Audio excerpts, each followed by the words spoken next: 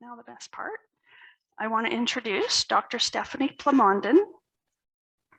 She is a clinical associate professor in the Department of Clinical Neurosciences at the University of Calgary, member of the Hotchkiss Brain Institute and Mathison Center for Mental Health Research and Education. Dr. Plamondon trained in human kinetics at the University of Windsor in Ontario, completing her MD and her PM&R residency at McMaster University. She is a former program director of the PM&R Residency Training Program, PMR Quality Improvement Lead, and member of the Cumming School of Medicine, Health Humanities Committee at the University of Calgary. She has also led the Calgary Zone Certified Music Therapy inpatient program for the last 5 years and obtained certification in patient safety and quality management, creating and currently co-chairing the Division Patient Safety and Quality Council. Her area of clinical practice is adult neuromuscular rehabilitation. So welcome, Dr. Plamondon. Thank you very much. And thank you for the opportunity to come and speak to you today about my specialty. What is a physiatrist? So I will just advance the slides here. So I'm hoping to be able to answer the question, what is a physiatrist and what role do physiatrists have in treating patients with neuropathies, and what resources are available in Calgary and the surrounding areas? So I thought the first thing to do would be to dispel some misconceptions. I commonly, over the years since starting my practice, have been confused with psychiatrists. So I can say confidently right from the beginning that a physiatrist is not a psychiatrist or a mental health expert. We are also not podiatrists or foot specialists, though we do manage foot pain and foot issues as part of certain disorders or diseases. And we are not physiotherapists. So those are 3 things that we sometimes get confused with, or I think mostly because the sound of the name kind of maybe lends itself to suggest that. So right from the beginning, I'll start off with what we're not, and then tell you a little bit about what we are. So we are medical doctors, or MDs, that have completed training in the medical specialty of physical medicine and rehabilitation. And PM&R is the short form we use because it's such a long name. And it is one of 29 different medical and surgical specialties that are recognized in Canada by the Royal College. And so other medical and surgical specialties, of course, that you might have definitely heard about before might be neurology or neurosurgery or family medicine. So we're just another one of those, subgroups of MDs or medical doctors. So there's many different names that we do go by depending on where you are in the country or where you are in the world, I should say. So we do go by the name Physical Medicine and Rehabilitation Specialists, or PM&R. In some places in the world, we're referred to more so as Rehabilitation Medicine Specialists. And in the US, they pronounce our specialty Physiatrist, as opposed to here in Canada, we call ourselves Physiatrists. So I don't know the evolution of the different pronunciation, but if you go to the US, people, you might hear the sound Physiatrist instead of Physiatrist. So what we are really is specialists that treat muscle, brain, and bone disorders and diseases or injuries. And we treat them non-surgically. So we're not surgeons for sure, but our goal is to decrease pain and restore maximum function in day-to-day activities. How did our specialty come around or come about? It really began in the 1930s as a result of war and the polio epidemics and some of the other types of epidemics causing disability. So it really came about to respond to those problems with particularly musculoskeletal and neurological disorders that cause disability. So we practice in a few different environments. I'm currently working in the hospital system in an acute care site. I'm at the South Health campus and I'm based there, but most of our group in Calgary is based out of the Foothills Hospital, where our rehabilitation units, our major neuro rehab units are. And so we do practice all the way from the acute care facilities into the rehabilitation facilities that are inpatient units that people receive rehab in. I have a colleague who does do critical care rehabilitation in the ICU. So he's involved in the ICU team right from the start of a very serious illness. And then many of us do practice in private community-based offices as well, or may have a solely community-based office practice and no hospital work at all. So there's a kind of a continuum of where you can find us out in the community versus in the hospital sites. And our practices can be quite broad. There's lots of different types of disability, as you may be aware or think about. Not just neuromuscular diseases in particular or neurological diseases, but many musculoskeletal problems, arthritis, cancer. Rehab is a huge area that's growing exponentially with lots of cancer survivors nowadays. Burn rehab, there's even a subspecialty of HIV rehab. So some people are generalists. They'll see anything and everything, and those kinds of physiatrists are usually in kind of mid-sized cities, like for an example, I can think of in Ontario, Perth, Ontario, somewhere where it's not a tertiary center where there's academics and universities and such, but a smaller sized city might have a physiatrist that would see any kind of thing that's underneath the physiatry umbrella. And be a generalist, versus many physiatrists do actually subspecialize in individual areas and cover a couple of different individual areas. Like, for example, my husband is Dr. Stephen McNeil. He's also a physiatrist. I think we might be the only married physiatrist that I can think of, but he does stroke or did stroke rehabilitation for inpatient rehab, as well as neuromuscular disease and spasticity management. So he covered those things, but was not involved in any of the other things like spinal cord injury or burns or cancer. So some often will just subspecialize in one or two areas. So what kind of training do we have? So to become a physiatrist, we would go through medical school. So that's usually 3 or 4 years in Canada.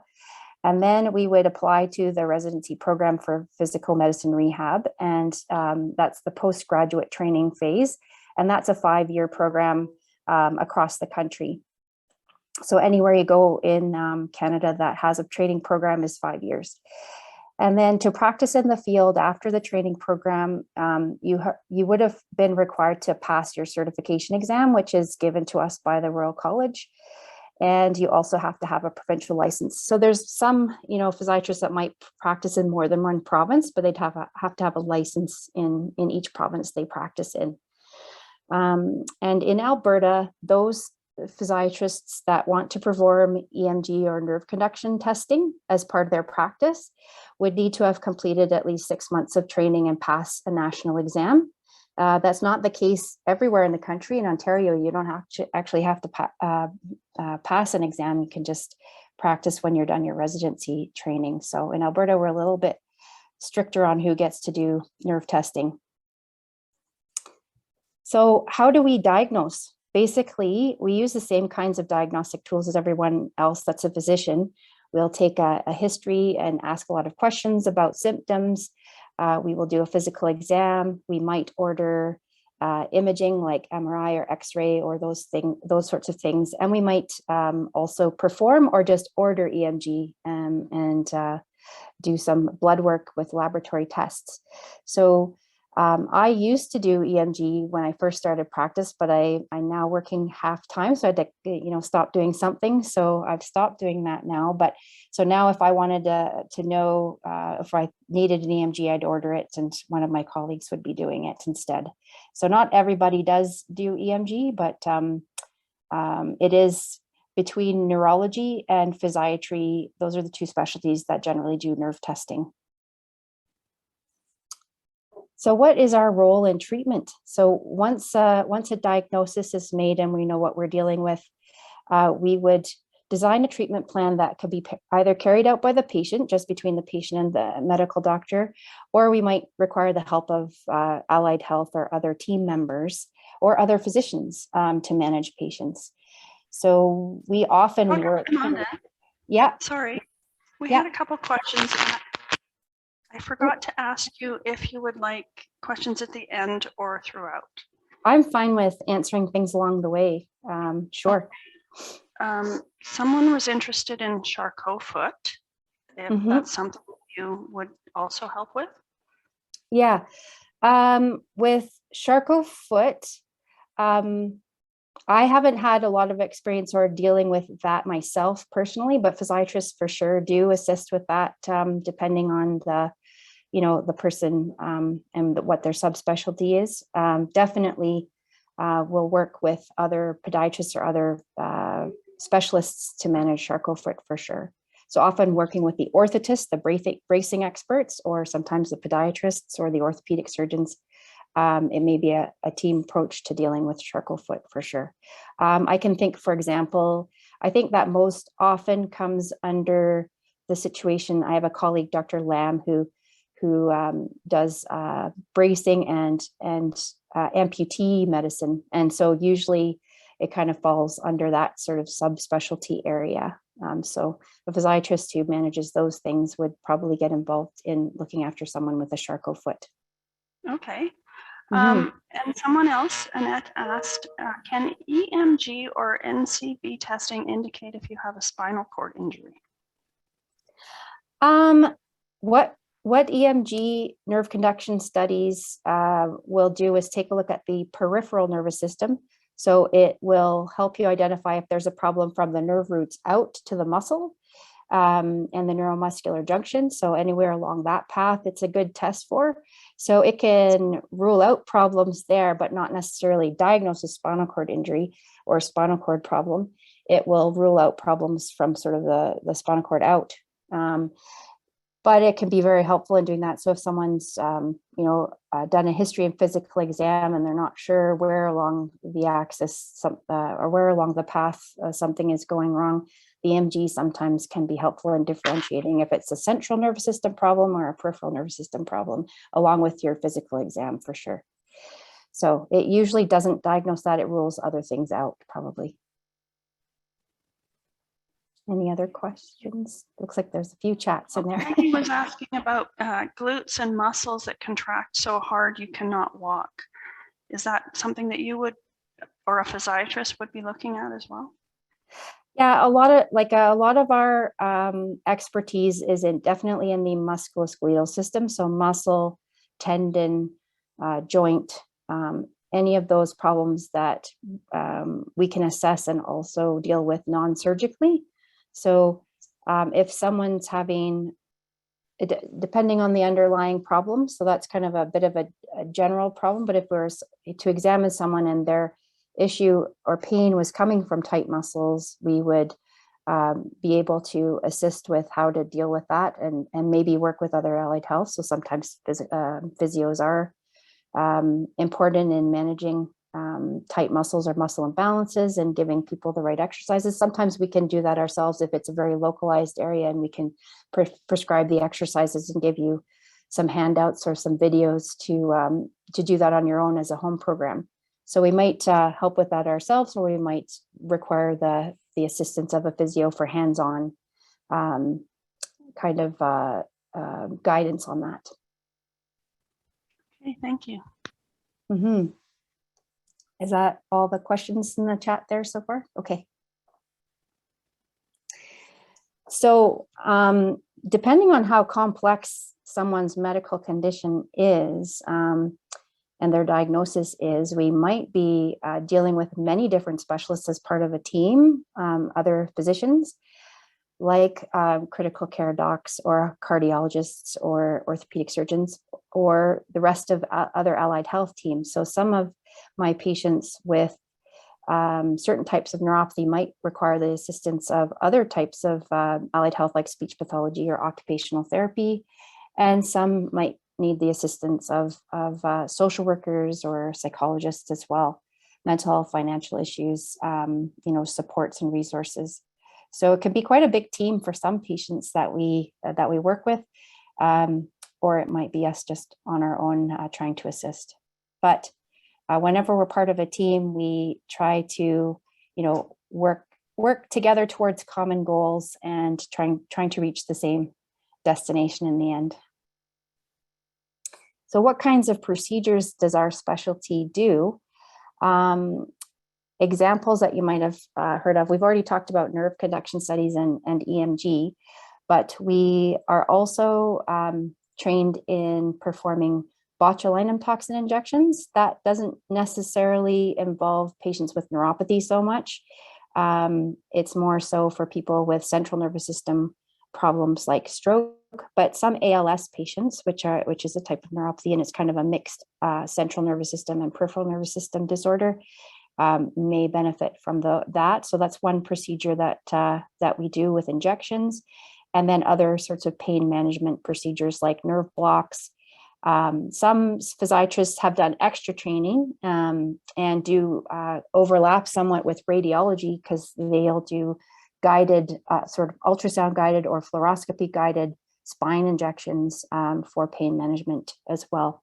So an example of someone who does that in Calgary is Dr. Arun Gupta, and he did an extra fellowship year of training to be able to do those procedures. So it's not under our general training, but it's sort of extra training for the fluoroscopy, but it is becoming more and more so part of general training to do it under ultrasound guidance. So our core, values in physical medicine and rehabilitation really are following the World Health Organization International Classification of Functioning and Disability and Health. And so we look at, when we do our assessments, we are thinking of things in terms of what symptoms or impairments do people have for example, do they have numbness? Do they have weakness? That would be an impairment. And then what does that impairment translate into in terms of their activity limitations? So what are the things that they're having difficulty with doing in their day-to-day lives that are as a result of their underlying impairments? And then how does that restrict their participation in society or the community? So when we talk about restrictions in participation, we're thinking about roles in life like work or avocational activities like hobbies and volunteer things, or creative arts, or every kind of role. You could be like a parent, or any kind of role you are in society. So how does that underlying impairment impact your ability to participate in everything in society and in the community? And we also think of things in terms of where you're living, the environment you're living in, and how that may be or maybe not a barrier to participation, and personal factors. So that's the kind of schema for the International Classification of Functioning and Disability. And that's kind of how we think of things when we're assessing people, when we see them. Okay, we have a couple more questions from Sure. Ron. I'm not sure I can pronounce this. Do you deal with thoracolumbar joint dysfunction? Thoracolumbar joint. Digital fluoroscopy in have motion. have I heard of? This is me trying to pronounce medical terms. Should I look up the chat? Yeah, why don't you look up the chat? That might be much more effective. Do you deal with thoracolumbar joint dysfunction also? So, digital fluoroscopy in motion. I'm wondering, I don't know where that's coming from. Do you hear that ringing? I don't know where that's coming from. Anyway, hope you can still hear me properly. Digital fluoroscopy in motion. I'm not really sure what that would be, other than like you can see with fluoroscopy, when you're taking an image, you can see different positions.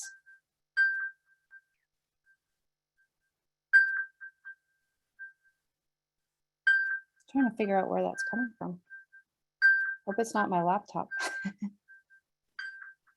I've never heard a sound like that come out of my laptop before, though.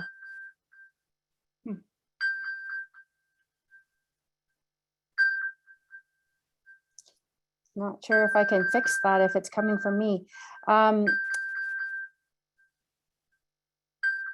In terms of fluoroscopy, the only thing that I'm aware of is when people are doing guided injections, they can see exactly where they're putting the needle as they do the fluoroscopy with the imaging going at the same time. I think with advances in radiology, there may even be newer things like motion during an MRI that you could see different dynamic positions of someone instead of one static position when they take an MRI.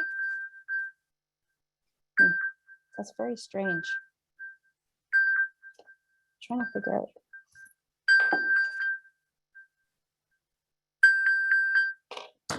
Let's see.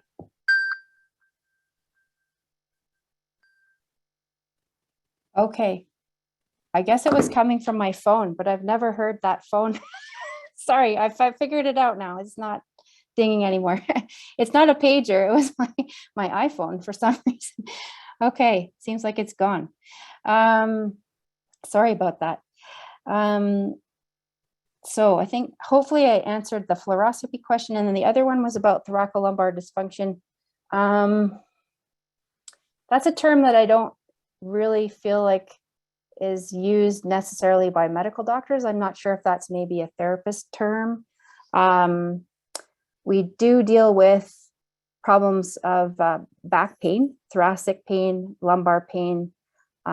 We do examine people for those things and try to address them depending on the underlying problem. So if there's arthritis of the facet joints in the back, or if there's muscle pain around the spine in that area, or ligamentous pain. So that term itself, we don't typically kind of talk about things that way, but perhaps that's what you mean. But physiatrists definitely do address and try to assess back pain and try to treat it at any level, you know, and neck pain as well, so any spinal pain.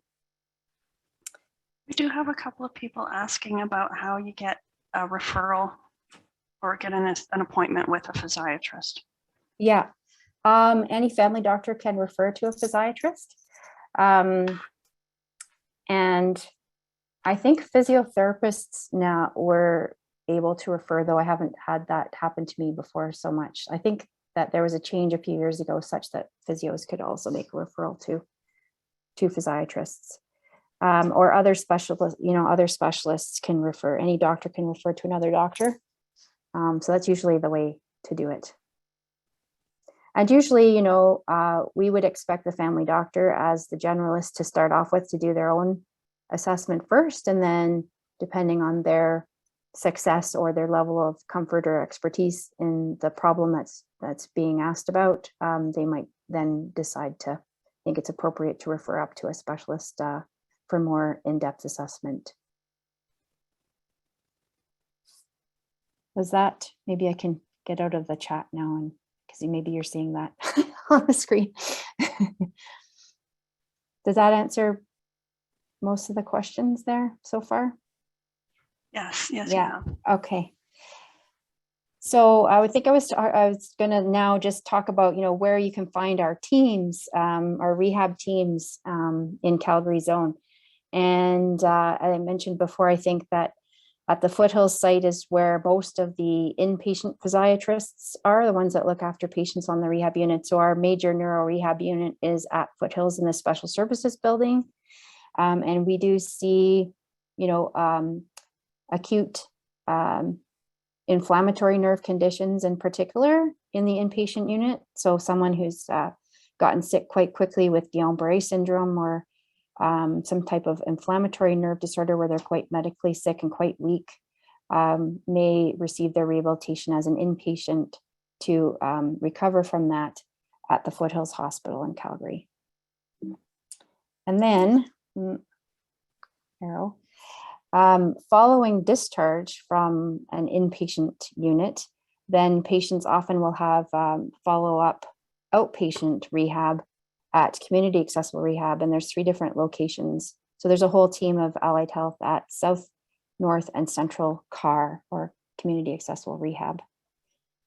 And then my hospital is the South Health Campus, where we have the neuromuscular clinic, where we work with neurologists as well as a whole allied health team here as well in an outpatient capacity.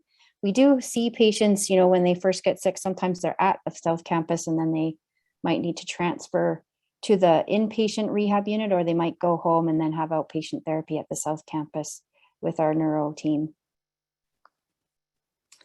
So I talked about Guillain-Barré just a little bit there, but in our outpatient clinic, for sure, we follow a lot of patients with genetic neuropathies.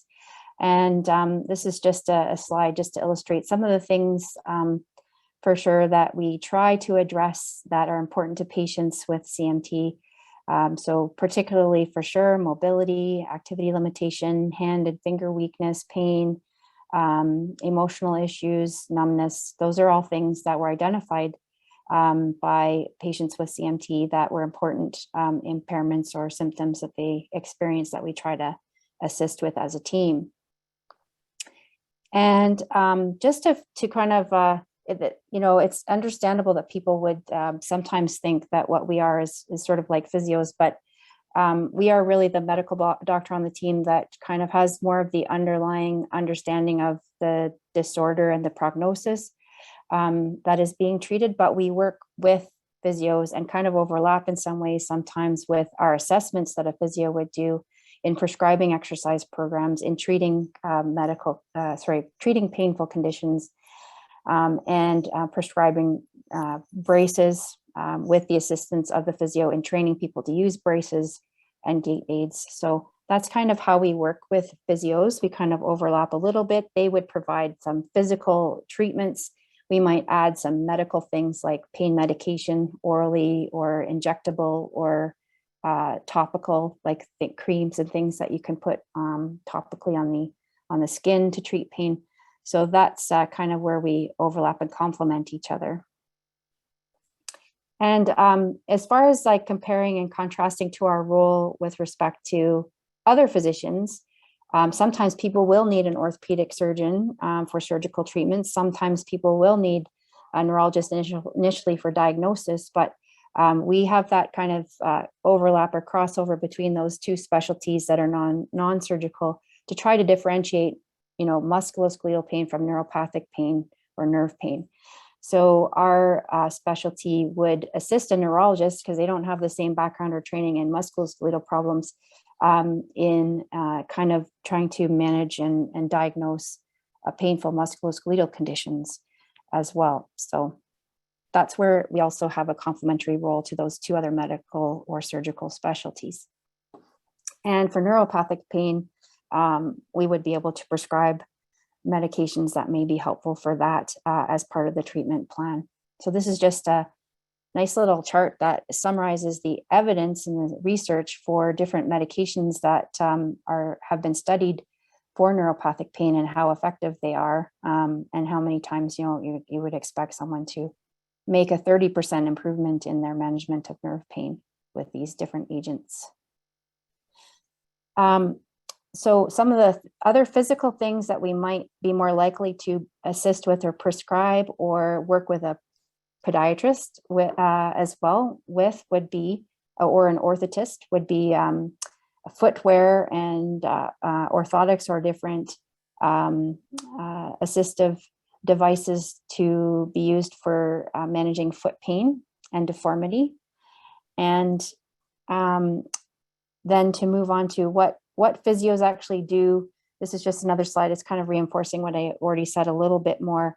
The physio might focus on physical measures in particular and may be able to assess for gait aids more so and fit them properly than we would. We would probably prescribe a gait aid, but then the physio would be the one to be able to fit the person properly for the correct gait aid and provide input there, as well as physical activity and exercise prescription.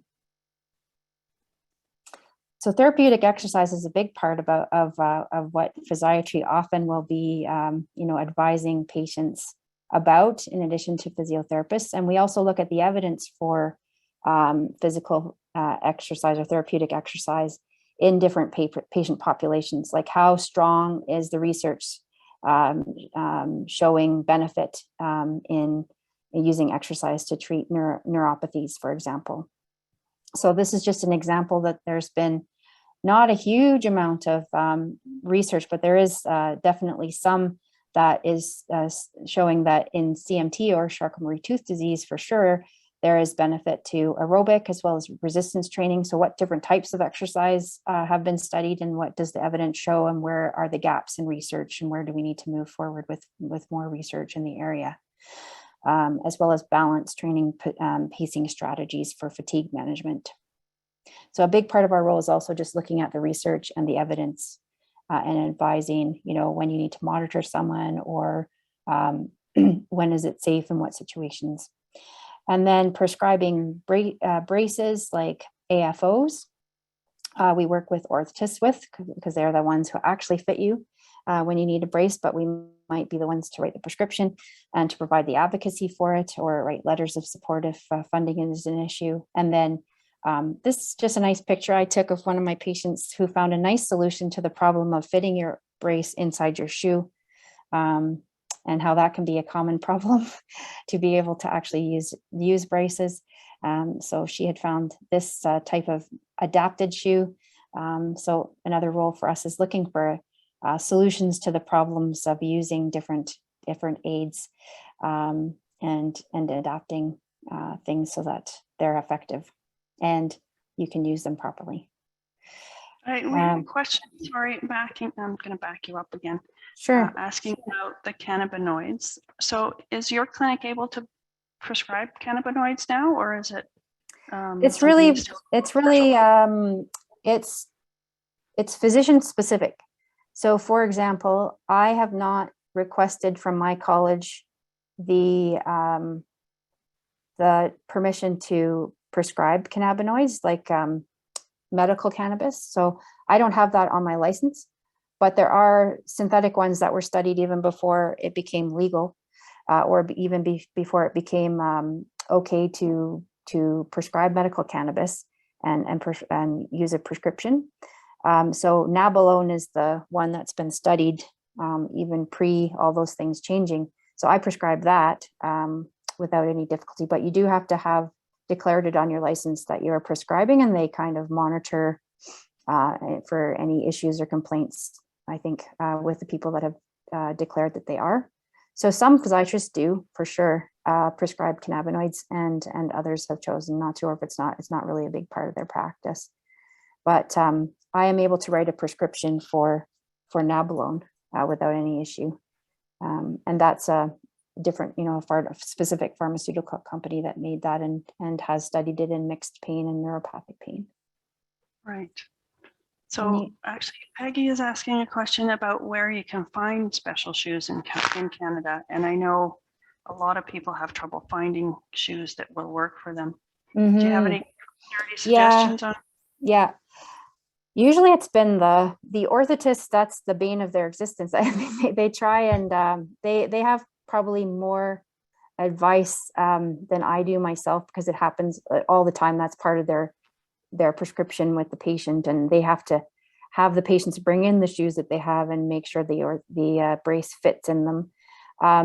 There are custom shoes. The one person I know that does custom shoes that I've been told about by the orthotist is Johan Steenwick. So I don't know if people here have probably heard of him already, but he is the one who is able to provide custom shoes for people that can't find just off-the-shelf shoes that are working for them, and provide things like higher toe boxes, so there's more space in the front of the shoe, or a different way of opening the shoe so that they can get in and out of it. Or so he is the one person that I would be able to tell people about in terms of custom shoes. The other thing is, I know that finances, like custom shoes are very expensive. So sometimes people will be able to have that covered through their insurance if they have benefits, and others might be able to get some covered with if they're members of Muscular Dystrophy Canada, because that's part of, they do cover braces and custom shoes through Muscular Dystrophy Canada too. So he's So- really the only person I know. And then usually our general advice is that people get like running shoes are just the best for comfort and for stability.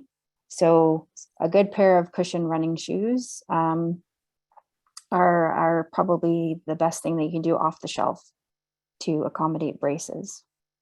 And then that patient that I showed the picture of, she got those from a store in Aspen Landing called Little Footprint. So there's lots of pediatric or kid versions of that shoe, and that store actually ordered in adult sizes. So that's the one store I know of where that has that type of shoe that's got a zipper to open the top. That's off the shelf that you can just buy your size. Mm-hmm. Okay. We had another question from, oh darn it, moved up. Hang on a sec. From Stephen. You had mentioned Nabilone to treat the neurological pain. Can you explain what that is and also some of the other drugs that can help with neurologic pain? Yeah. So I'll just back up a bit here. These are basically the first line treatments for neuropathic pain. We don't like using opioids though. I mean, that's kind of a last resort for us, even though they are very effective short term. There's not a lot of great evidence that they improve function long term and have a lot of risks to them.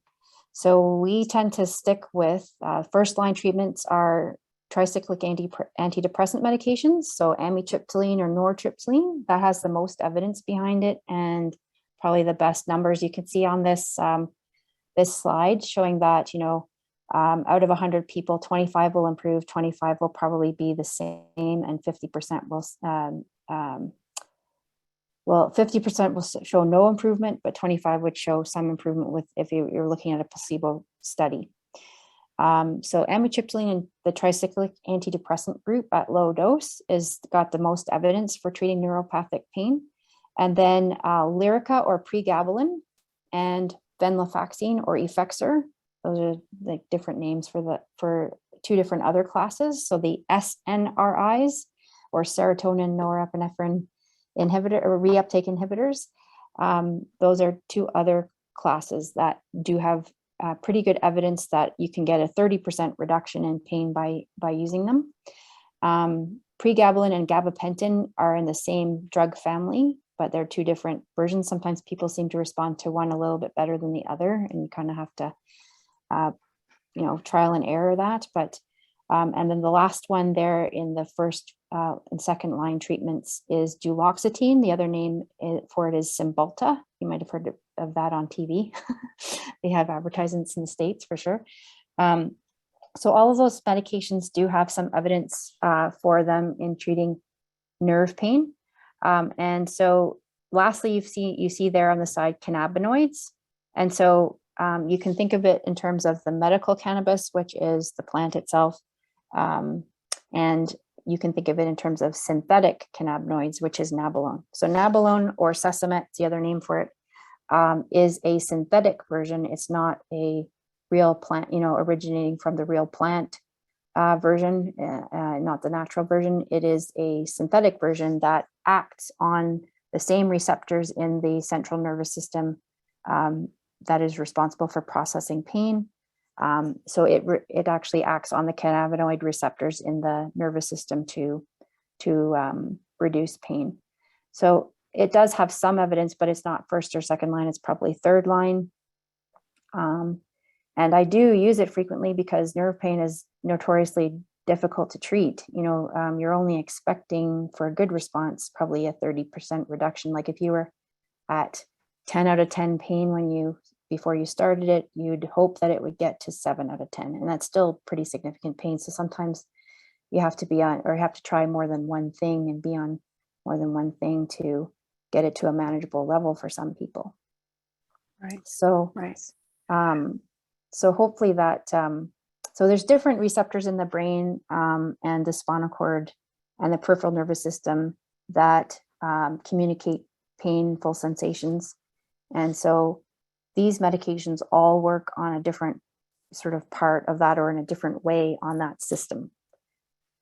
So when I mentioned the SNRIs, they work on serotonin, which is a neurochemical in the brain, neurotransmitter, as well as norepinephrine, so a second neurotransmitter. So those two neurotransmitters are thought to be highly involved in communicating pain in the nervous system. Right. We had a couple of people ask about the name of the person you mentioned for shoes. So if you could put it either in the chat box, or you can email it to me and I'll send it out to the distribution list afterwards. How about I email it to you, because then I can also look for his contact number too. Perfect. Perfect. Yeah. Thank you. And it's a little unusual of a spelling, so I'd have to look that up. Yeah, I got the impression. I know it's double E, but anyways. Okay, so I've talked a lot about working with physiotherapy. Occupational therapies, a lot of people don't really know what that is either. So occupational therapy is really is a specialist, a therapist who really goes through all of the daily occupations that you have in your day, like looking after yourself in terms of bathing, dressing, you're being able to move, transfer, going from sitting to standing, or going up and down stairs. All the things you have to do in a day to do your daily activities, they would assess. And they are really, their focus is function. Their focus is to try to intervene in some way if there are deficits in those areas, either through exercise or physical measures or adaptive aids. So their focus is really on improving everyone's, potential to participate in every aspect of the daily occupations of their life. So their assessment may include range of motion and strength testing. They are also involved in thinking skills and assessing, memory, attention, problem solving. They might be doing some of that as well, and be involved in patients that have cognitive or disorders of the brain that cause problems with thinking skills. And so they are involved in home exercise programs, often for the hands and the upper extremities, because that's where you do a lot of things. You do a lot of things for your daily activities is with your hands. So they're experts in adaptive devices and ways to do things in a different way, compensatory strategies to be able to perform those functions. So here's some pictures of different adaptive aids, like button hooks, or just stretchy elastic, shoelaces to get in and out of your shoes without having to do them up with your hands, built up utensils to hold things better, or even universal cuffs, and bathroom equipment and things like that. So the other area that they're experts in is looking at someone's home environment and making sure it's completely accessible, depending on how what form of mobility that they use. So home modifications and equipment for that are also their expertise. So we work a lot with occupational therapists for these reasons, as well as physiotherapists most of the time. And when I said basic activities of daily living, I'm referring to all self-care things, and things like going to the bathroom, dressing, eating, any of those things that you have to do for basic looking after yourself basically. And then instrumental activities of daily living just means anything out on top of that, like managing your own finances, cooking, doing your house cleaning, like higher level things that you need to do to be independent, or driving would be another one. So we really work with many therapists who have different roles on the team to keep people independent or get them back to independence if they had an acute illness that caused a neuropathy, or a slowly progressive genetic kind of neuropathy, for example, or other types of neuropathy like diabetic neuropathies that may be slowly progressive. So really focused on maintaining independence or improving people back to their previous level of independence when they had an acute illness. So there's, I didn't mention other team members, but we definitely at the South Health Campus have social work to assist with financial things, work-related things, counseling and support, and other community resources for mental health. And then we have a dietitian in our clinic, which is amazing because it's hard to get dietitians. They're not easily accessible to other physiatry clinics. I'm a very lucky person to be able to work with one. And speech language pathology for sure. What we are kind of missing in Calgary is vocational rehab support. So I think in some parts of the country, there's more access to people who are trying to get back to work or trying to move into a new job or figure out what they could do instead of what they've been currently doing, depending on how their disease is affecting them. So what we're missing in Calgary for adults is definitely vocational support. So we do that to some degree, but we feel that's kind of a gap or missing in our clinic for sure. And so if you wanted to read more about physiatrists at all, there is a Canadian Association of Physical Medicine and Rehabilitation, and that's their website. There's also our American counterparts, and there is an international society as well, but I've just given you that there's a couple of American websites that are quite extensive because physiatrists or physiatrists in the US, there's a lot more of them. They're well-known specialty there. And so they have really nicely developed websites there too, and videos. And then in summary, I would say that physiatrists in Canada are focused on maximizing independence and quality of life. And we work often as part of a multidisciplinary team towards the patient's functional goals. And we do need, rehab is an area that's difficult to research. It's not something you can do a double-blind randomized control trial like you can with a medication most of the time. We are a specialty that probably needs more advancements in research, and there's certainly areas like robotics and things like that that are coming along, or other technologies that are coming along that might change the way we do things in future for sure. Some of the offices outside the hospitals that are around the city, we actually have quite a few physiatrists in Calgary now. When I first came here in 2002, there were, I think, only 8, and now there's probably at least 35 physiatrists in Calgary. So here's some other clinics that are listed here, and they all have kind of slightly different practices, but the people in the community mostly look after, they would look after neuropathy patients as well as doing nerve testing. They would also look after musculoskeletal problems like sports medicine or osteoarthritis. There's even in terms of Red Deer, there's really just one physiatrist, and in Lethbridge's, I think 1.5. So Calgary is pretty flush with physiatrists compared to the rest of Southern Alberta or Central Alberta. Okay, thank you. Well, our hour with Dr. Plamondon is up, so we'll let her get back to work. Yeah, I got to see a couple patients this afternoon. So, okay, well, thank you very much for inviting me, and hopefully I was able to answer any questions you had about my specialty, and hopefully it was helpful. Well, thank you very much. Have a good afternoon. Bye-bye.